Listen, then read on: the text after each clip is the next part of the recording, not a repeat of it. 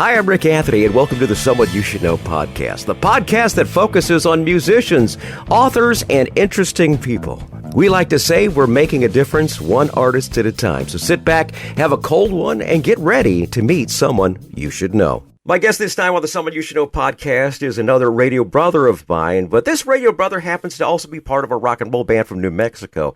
He and the members of his band will be joining me on the podcast, so I'm all excited about this to introduce you to the band known as Flat Blak. And will you please welcome from Flat Blak, Scott Brocato, Rob Allen, and Travis Manning. Gentlemen, welcome to the show. Thank you, Rick. Hello. How you doing? Great to be here. Thank you for having us. Awesome. First, let's start with introduction. Scott, you and I worked together back in St. Louis. We were both working on the air about the same time. Tell us about your role in the band and who were your musical influences? Well, my role in the band is the bassist. I joined them, I guess, guys, it's been 2 years now. Couple of years. A solid couple of years now. And I've only been playing the bass for about 3.5 years. And I never had a desire to play the bass at all. Growing up, I admired certain basses. You talk about influences. John Entwistle of The Who comes to mind. John Paul Jones, Ginger Baker, people like that. But I never wanted to play the bass. It wasn't sexy enough. I wanted to be Pete Townsend, not John, actually be him. So my girlfriend wandered into a music store here looking for a bass guitar for her church band. And the only bass guitar he had was this BC Rich Warlock. It's a black, pointy, little metal kind of bass guitar that she kind of balked at, but I was like, oh, wow. And she saw the look on my face. It was only $100. She says, all right, I'll buy it. And she decided it wasn't useful for church, but she gave it to me to see what I could do with it. And I took to it like a duck to water, watched some YouTube videos and, books. She showed me a few things and had some lessons, and I just become obsessed. And so obsessed, 3.5 years later, I am the proud owner of 15 basses. I am sick. All right, Rob, how about you? You're up next. Well, I'm the drummer, and we can start with Bonham and Don Brewer and oh my gosh, Buddy Rich and Tommy Aldridge. I mean, this could go on for days. Neil Peart, maybe? Neil Peart? Yeah, I'm glad you pronounced it correctly. Yeah. Well, I'm a huge Rush fan. That was fantastic. Thank you for that. Yeah, I love Neil. He's just he's the professor, and always, even though he's up in rock and roll heaven. Billy Cobham and some other cats running around out there that are, just a miracle to hear. Yeah. So. Absolutely. Awesome. Very good. And finally, how about Travis? Travis, I'm guessing you might be doing some of the singing, huh? Yes, I am. Well, I was going to say Rob is the drummer, but he's also the backup vocalist as well. And we would not be the same without him doing that for sure. So, but I'm the guitarist and vocalist, lead vocalist, and songwriter for the most part as well. I'd say influences for me. The reason I actually sang, I started as a singer. I wasn't a guitarist at first. Robert Plant was my hands down favorite vocalist of all time, still is. Number one, Jimmy Page. Pretty much every Led Zeppelin member was my favorite of that, that instrument. So, Led Zeppelin's number one in my book. Jimmy Page, I think similar to him. I think he's better than me, obviously, but my style is very Jimmy Page. I'm not real, how can I say, perfect and, technical, all like, Steve Vai or something like that. I'm more kind of just a bluesy rock and roll guitarist, for the most part. So nothing wrong with that. Absolutely nothing wrong with that. Now, in your bio on the website, it says, when it comes to power rock trios, Flat Blak breaks the mold. Their original music comes from a love from all things rock and roll with blues-based vibe like no one else. Very high energy mix of passion to play and perform combined with years of experience puts their shows at a league of their own. Let's unpack that and talk about that.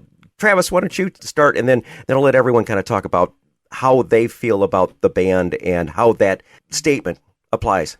Sure. When we first started, which is about 2013, that's almost 10 years now.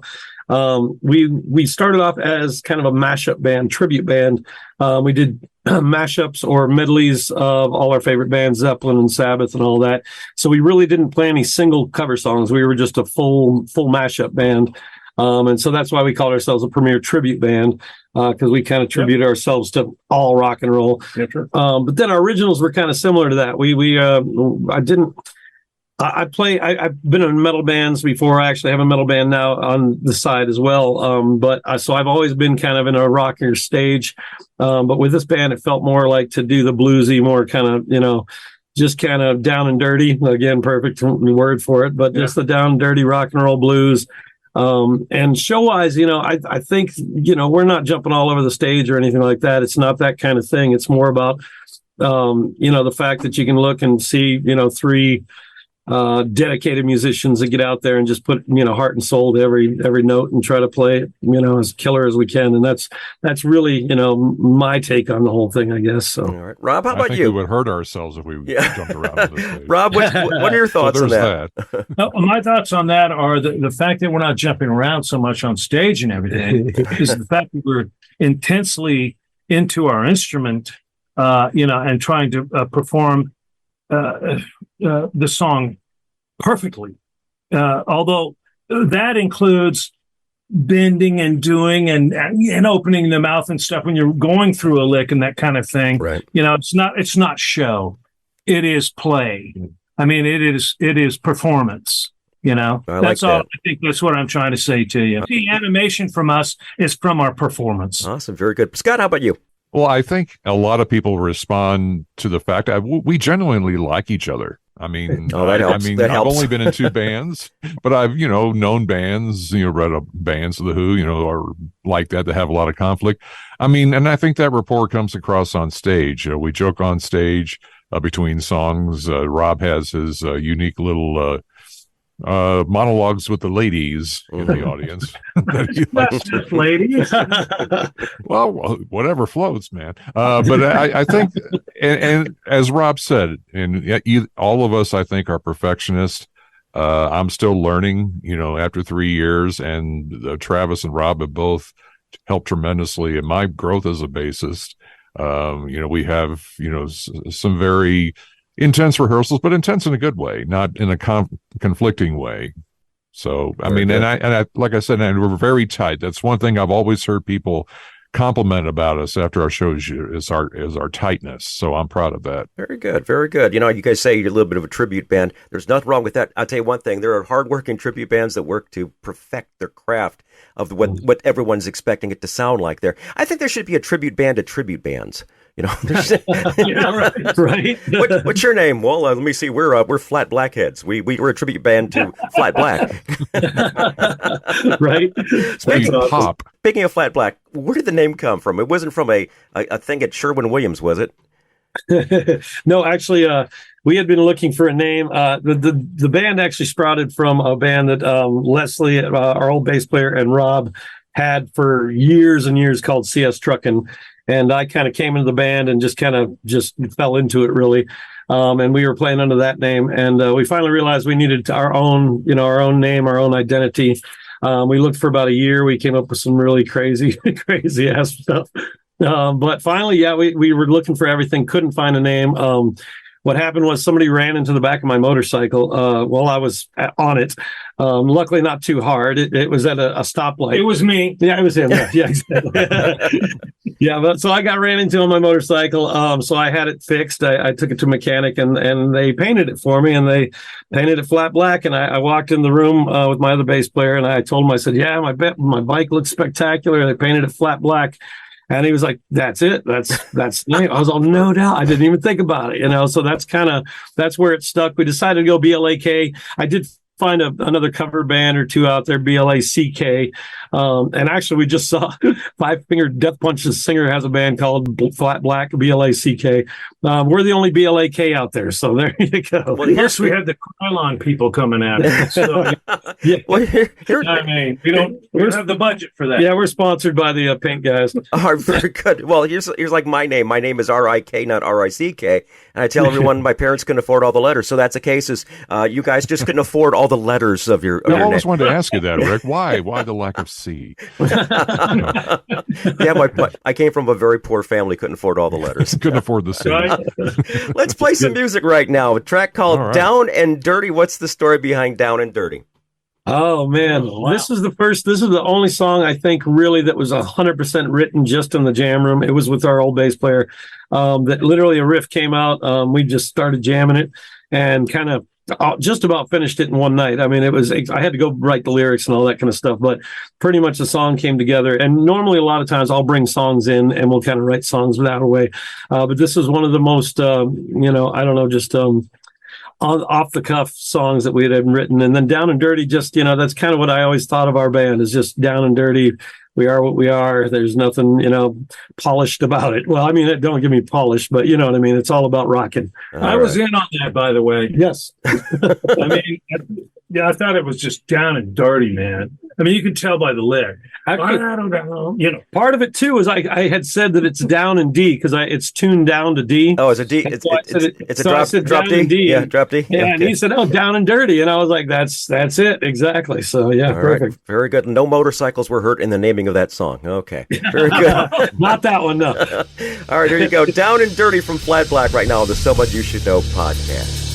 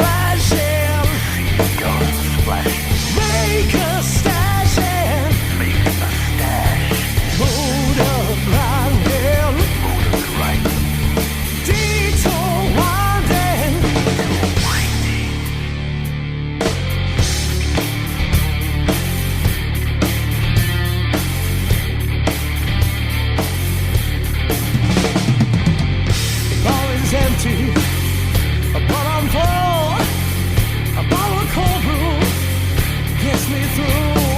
I'm getting here.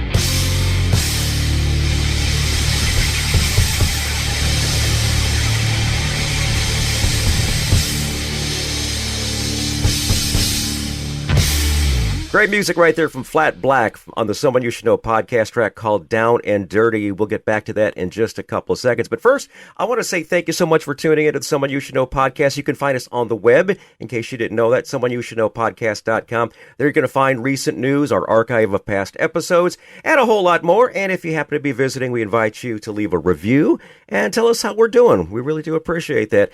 And we are so blessed to be heard in so many cities around the world. I want to thank the fine folks in Mississauga, Ontario, Canada, Portage, Indiana, and Rio Rancho, New Mexico. Thanks for tuning in. As we get back to our interview with the members of Flat Blak. Where's Rio Rancho? Is that close to you guys? It's about 4 hours away. It's up in Albuquerque, right above Albuquerque. Well, you're gonna get some more fans coming down at your next gig from Rio Rancho, I guess. There you go. Right on. Yeah, we're southern. That's a little bit northern. So, all right, very good. We started to talk about this before we played the song, the writing process. Travis, You were talking about you guys were just jammed, came up, and you had to write the lyrics to that. What is the writing process like when you bring a song to Flat Blak? Sure. Well, normally what happens is some of the songs I've already had kind of previously written, acoustic songs or something like that I just feel like this is going to be a perfect rock song, with heavy drums and all that kind of stuff.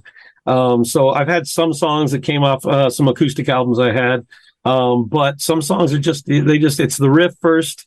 Then I write some lyrics to it, and then we'll have a chorus and a verse, and then I'll bring it to the guys. And then we go, now what do we do? And so, they'll say, well, I think solo goes here, or we need a bridge, or we need that. So it builds from there a lot of times. Rob actually comes up with a lot of great ideas.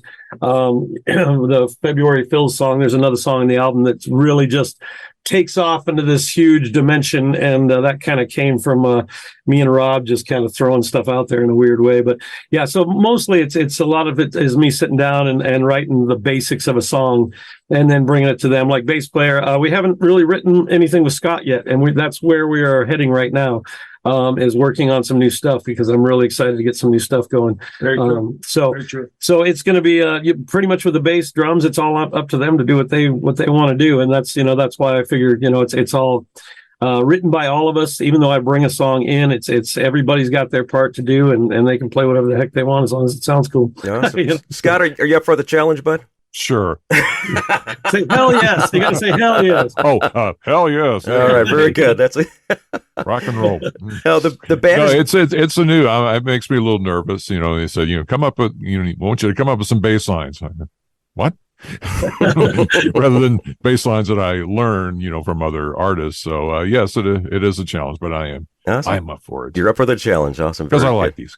I like my job. Very good. Now the band.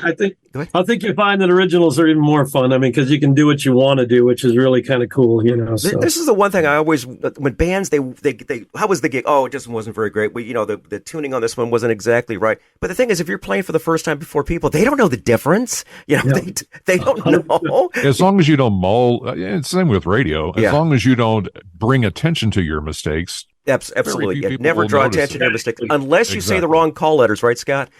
Exactly. You don't want to do that. You don't want to do that. And I have. I have too. Yeah. When I was working for 5 stations at one time, I was the operations manager of 5 stations. I was like, what station am I on right now? So I had a little card in front of me that said, you are now talking on this station. That's great. Now, the band has become a staple in and around the Southwest, frequenting clubs in southern New Mexico and West Texas. I see you got a date coming up on October the 6th. It's a Friday at the Game One in Las Cruces. Scott, you and I were talking before we started this, a couple other gigs you got coming up. August 26th, we will be playing in Alamogordo, New Mexico, at the Eagles Club. And the following night, here in Las Cruces, we have a very popular summer series called Music in the Park at a park called Young Park, which I used to live across the street from. And we're the final show of the season. We're opening for a band. Now, guys, correct me if I'm wrong. Is it Metalachi or Metalachi? I've heard it both ways. I always say Metalachi, but yeah, I'm not sure. What they are, they're a metal mariachi band. Oh, my Lord. Which sounds crazy, but they're really cool. Yeah. It's more, really, truth be told, more sped up mariachi, but we're opening for them, and we're very excited about that. Yeah. I love it. Diablo. Metal mariachi band. I've got to get them on this show. You got to. Right. They're a trip, man. By the way, Scott, nice voice there. Yeah, you should stay in radio. I think I might stick around for a while. What's been your high watermark gig to date, guys? What would you say has been the kind of like the, oh my gosh, we played that. That was really cool. Yeah. Rob could tell you. Yeah, go ahead, Rob. For each one of us, or in this band? It doesn't matter. Yeah, go ahead. I would prefer regarding Flat Blak. We won all these talent contests down in El Paso, and we opened up for Sammy Hagar. Wow. A few years back, and this and that and the other. But we've been in some shows before. I've been drumming a lot longer than these people have been alive. I'll be 132 on September 2nd. Oh, very good. Wonderful. So, yeah, no kidding. 132. Only playing drums for 98 years. But anyway, I'm just saying that I'm a little older than they are. Mm-hmm. And but we have done some great gigs. But to us, each gig is the greatest gig. Okay, well, good. If there's 4 people out there tapping their feet, getting into it, as far as I'm concerned, might as well be Madison Square Garden. Mm-hmm. You know, if you have a couple thousand people out there, rock on. Yeah, it's the same thing, though. It's like overnights on the radio. Is anyone out there? Hello, hello, and then you get the phone call. Play Misty for me. Oh no, no. Okay, never mind. We're not going to play Misty. We got another song coming up here. This one's called "Breathe." What's the backstory on "Breathe"? Honestly, this is from one of my previous bands, a band called Wormhole. We had an album called Breathe, and this is actually the title track from that album. The band had been around for actually about 12 years. This was the first album. It kind of turned into a metal band, and this is the original rock and roll stuff. And so there was a couple songs off that album I just didn't want to let go, and so I brought it to this band, and we gave it our own kind of spin. And Breathe is one of my favorite songs I've ever written. This is a real good one, too. Everyone's going to like this one. Here it is, Breathe from Flat Blak. And this is a great song right now on the Someone You Should Know podcast featuring Scott, Rob, and Travis.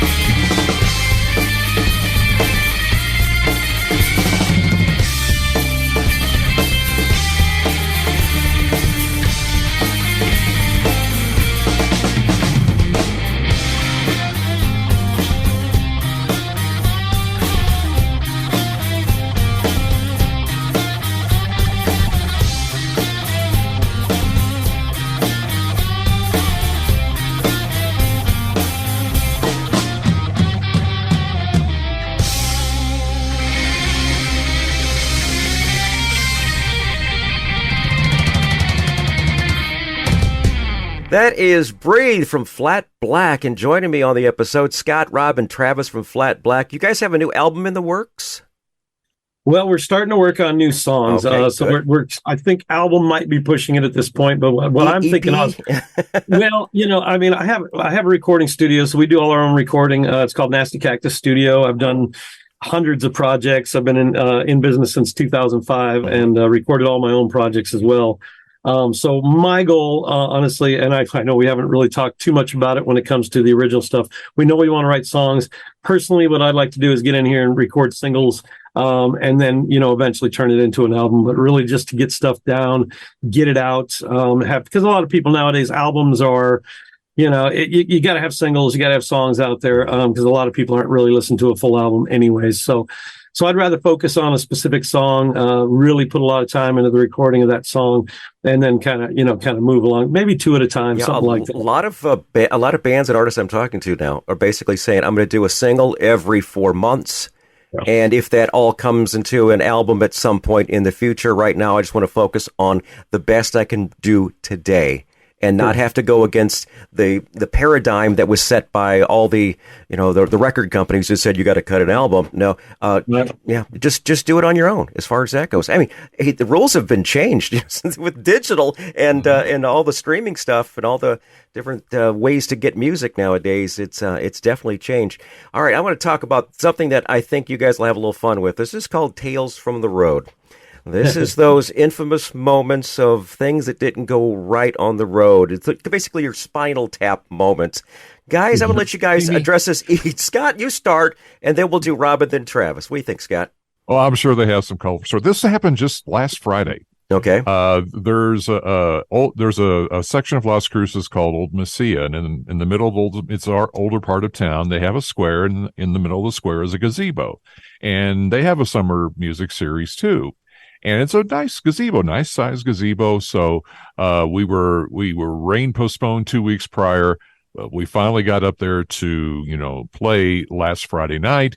And as Rob and I were up there, Travis joined us later, setting up our instruments. Somebody drove by and said, "Are you guys got power?" I'm like, "Well, I hope so. Why?" So, "Well, my house, it's been up without power for hours." Sure enough, half of the stores, and it's a big restaurants and little shops and wineries, they were without power.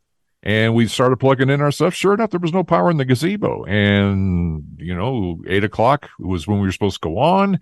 And El Paso Electric didn't fix the issue. So 8:30, we had to tear down in the dark because there was no lights in the square. And we couldn't bring our trucks up to shine the headlight on there. So fortunately, we got paid. Some people, they don't do that. And that's my understanding. But that gig just springs to my only because I guess it's the freshest in your memory. Yeah. What about Rob? Rob, you go next. Yeah. Okay.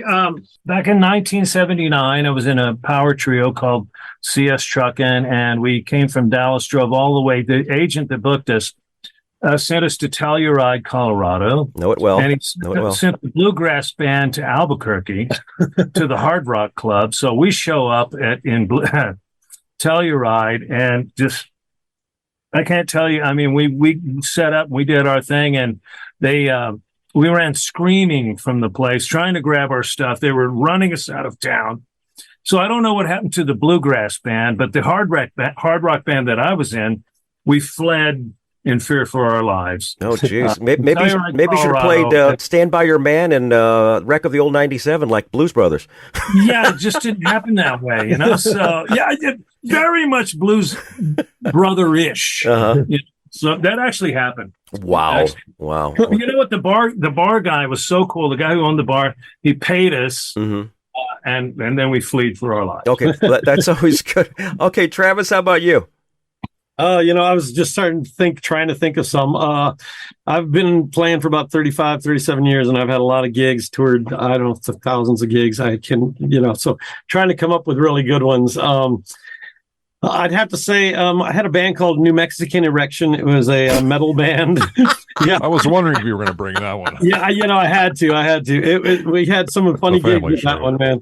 I tell you. So we actually we're at the on the reservation, Navajo Indian Reservation up by Albuquerque, by Rio Rancho, and it was called the Window Rock Fest. A bunch of native bands and my band as well. And we were supposed to be opening for Soulfly, El Nino, some bigger metal bands were supposed to be playing, and everybody's all excited about this. And so, so we play and had a good show and everything. And then all of a sudden those bands show up and they're like, everybody's all excited because these are big bands and, oh, right on. And so they're like, oh, yeah, cool. We're going to go take showers and we'll be back. And so I guess they got in the bus and they called the guy and said, no, we're not going to play. The stage is, kind of sketchy and all this. So they just took off and never showed up. So the natives got a little bit Natives upset. got restless? Yeah, a little bit. Yeah, it got crazy. Honestly, luckily they liked our band because we were cool, but it was majority. I mean, we were, one of the only non-native bands up there. But it turned into a pretty cool show. I mean, all the natives got back up there and they were jamming together and just doing not just them, but us as well. And it turned into a great show, but it was one of those like, should we get the hell out of here? Not exactly sure, but that's one that always sticks out in my mind because it was supposed to be a really good show and it turned into kind of a, chaotic state there. So you guys missed your opportunity. You could have been sponsored by Cialis or Hims or Viagra or something like that. Right? No doubt. 100%. All right, guys. Well, yeah, we were New Mexican Erection, and then our record label is Nasty Cactus Music. There we go. Love it. All right, guys. Do you have any pre-concert rituals before you guys take the stage? Do you guys do a shot? Do you say a prayer? Do you just go off and meditate? What do you guys do? Anything come to mind? Devil worship, and we're good. Devil worship, okay, very good. Sacrifice, maybe a cow or sacrifice. No, just. No, I think basically it boils down to: did anybody make a set list? Set list, what's that? Rob, that is excellent. Absolutely. Did someone make a set list? Okay. Let's look at what you guys got on social media as far as websites, social media. Give us that, and I'll throw everything down in the show notes. Okay. Sure. Well, we have, of course, Facebook, Instagram, Bandcamp, kind of all that. We have our own website as well, flatblak.net. But what I did is I put together a landing page. It's the easiest way for everybody to find us everywhere. Our album is out on Spotify and YouTube Music and Apple Music and all that stuff. So if they go to hyperfollow.com, and that's HYPER follow.com /the Flat Blak Band. Then all of our links are there. There's a video on there. There's kind of everything you can find on that link. And so it makes it the easiest way than trying to find us all over the place. Very good. Once again, I will put these in the show notes. So if you're in your car right now trying to write that down, don't worry. Keep driving. Don't have to pull over. I got it all for you. Okay. Right. And very important. We want you to be alive coming to the Yeah, absolutely. Go ahead, Right. When you spell Flat Blak, do not put a C in Absolutely. black. Absolutely. B-L-A-K. or flat for that matter. Yeah. You'll come up with more than you want to get. Yeah. All right, very good. All right, guys, what about closing thoughts? Anything else that we should know about Flat Blak that we haven't talked about already? I want to mention, Scott had talked about that he was only playing for about a year and a half before he joined us, and it's been about 2 years that we've had him. Really, we had been looking for bass players probably for a good two years. Almost 2 years. Yeah, about 2 years. We lost our other bass player who was, a longtime friend and all that, but he was just done with it, and so we tried lots of different bass players, some really good bass players, but it just was never the right fit. And honestly, I have to tell you, I ended up pissed off more than any other time just trying to work with these guys a lot of times. And even Rob was like, dude, should we even continue on this thing, but it got up to a point, literally, Scott just kind of fell in our laps, man. We got so lucky to come across him. And, everybody's like, well, he's only been playing for a year. Are you sure, you guys? Because we've been jamming for a long time and doing some really cool stuff. And hell, give him a chance. The one thing with Scott is he practices before practice. He's one of these guys that when he shows up, man, he knows the songs better than I do, which is, was not the case before. So Scott has really come along and solidified our band. And we actually really enjoy working together. I haven't got pissed since Scott's been in the band. Nope. Rob. Good thing. The main thing is he brought new, fresh blood. Yes. Oh, this is very good. I've known Scott for a very long time, and everything he's done is done very professionally. So I can. What he said he was going to do, and beyond that. Well, and the fresh part of it is, you've got somebody that has not really. He's been in one band before us, and that was just for a little while. And being our band, it's everything we do for him is like, fresh and new. We've done it hundreds and thousands of times, or not hundreds of thousands of times, but lots of gigs under our belts and all this kind of stuff. For Scott, when he shows up and it's like, it's a new thing to him. It's exciting for us as well, because it brings us back to that, to the olden days, it is, it's totally cool. So now you got his ego so big, he's not going to be able to fit through the control room door now, guys. Look at that head. I know. Look at that. Got to drive home. Come on. completely off the screen. Amazing. Awesome. Now I have a good. sign on my screen saying my internet connection is unstable. It's because of you guys. I think we're all a little unstable. There you go. Okay. Last song we're going to feature is Coming Back Home. We've got the video to that. We're going to include that in the show notes as well, too, guys. Tell us about Coming Back Home. This is another song, actually, was not a Wormhole song I had written about the same time, way back in the day. One of my favorite, another Breathe and this song are two of my favorite songs I've ever written. Basically, it's about saying, telling the girl, go ahead and see you later. I'll see you tomorrow. You can run away. We're going to fight, whatever. I'll see you tomorrow. I know you're coming back. The video itself was with our old bass player. And we had a company here in town called Royal Low Productions, good friends of ours, that did the video and spent a lot of time on the effects and all that kind of stuff. It's a really cool video. Basically, that's basically it. It's a slow blues type song. So yeah, I like it. That's why I wanted to close with it. Very good song right there. Thank you. Cool. Once again, Scott, great seeing you again, man. It's been Great years, seeing you too, and still recognize that voice, man. Still fabulous voice. And Rob and Travis, nice meeting you guys for the very first time. But I say thanks so much for joining the Someone You Should Know family, guys. Hey, All thank right, you for thanks. having us, man. We really can't thank you enough, man. We appreciate you. No doubt.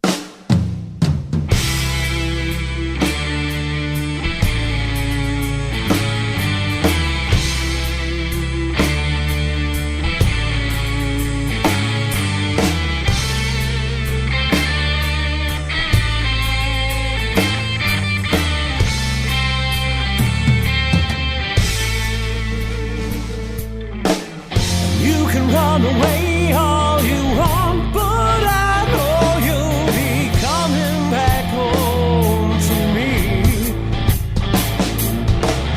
All you say means nothing without the love that you used to bring to me. It's never really been like this. It's meaningless, sitting and hating the things you do. No, I told you everything. If it's meant to be and means anything, then you do the same thing too. And you can run away all you want, but I know you'll be coming back home to me. All you say means nothing without the love that you used to bring to me. I don't want to be that guy, the one who cries, sitting and waiting around for you. No, I've always been too proud to be around. What a clown when you go on the way you do. You can run away all you want, but I know you'll be coming back home to me. And all you say means nothing without the love that you used to bring to me.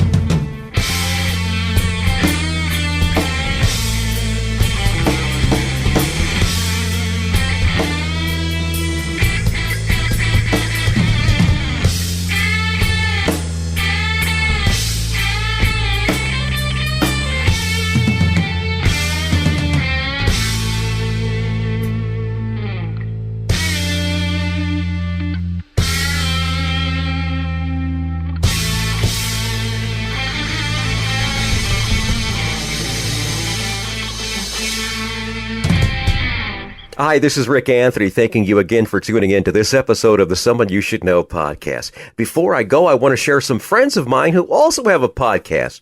Give them a listen, and I invite you to check us out next time right here on the Someone You Should Know podcast. All right, here's my friends right now from the Rock and Roll Chicago podcast. Hey, everybody, it's Ray the Roadie. And this is Hollywood Mike with the Rock and Roll Chicago podcast, coming to you from the Illinois Rock and Roll Museum on Route 66 in Joliet, Illinois. Where once a week we are interviewing local musicians and singer-songwriters, and the podcast itself covers a wide range of topics, including, but not limited to, the history of rock and roll in Chicago, the current state of the scene, and the challenges and opportunities facing musicians today.